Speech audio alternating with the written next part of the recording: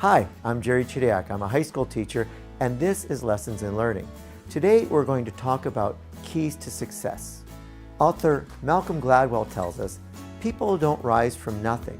It is only by asking where they are from that we unravel the mystery of who succeeds and who doesn't. This is powerful food for reflection. How did I, for example, become a writer? I was clearly not gifted in my early years.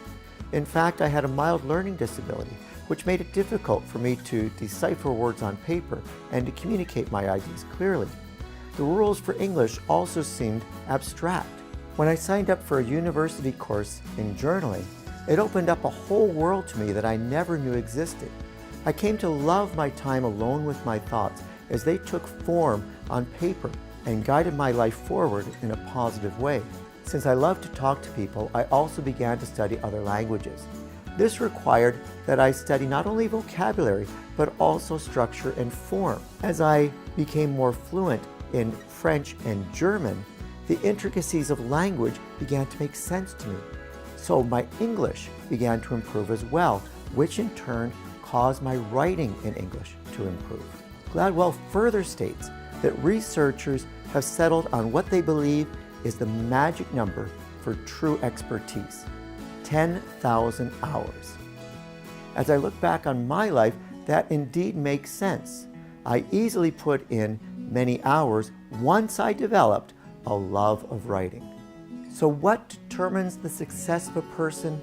More than anything, it is the ability to put persistent effort into learning a skill. And this is much easier to do when we love what we're doing. As more of us dedicate our lives to doing the things that we love, be it a job or a hobby, one can only imagine the tremendous possibilities that lie ahead for everyone.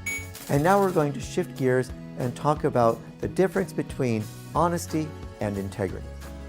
Fulton Sheen tells us that each of us makes our own weather, determines the color of the skies in the universe in which we inhabit. Though there is much in life that we have no control over, we can determine who we're going to associate with.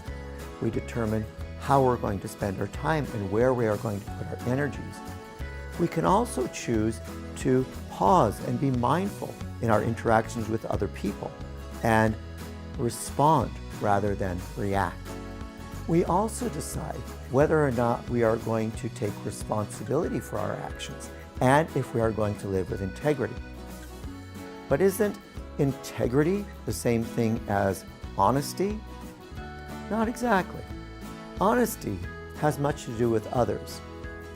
They may not accept what we express as truth, and their perceptions of what we're saying can be distorted by their own experiences in life.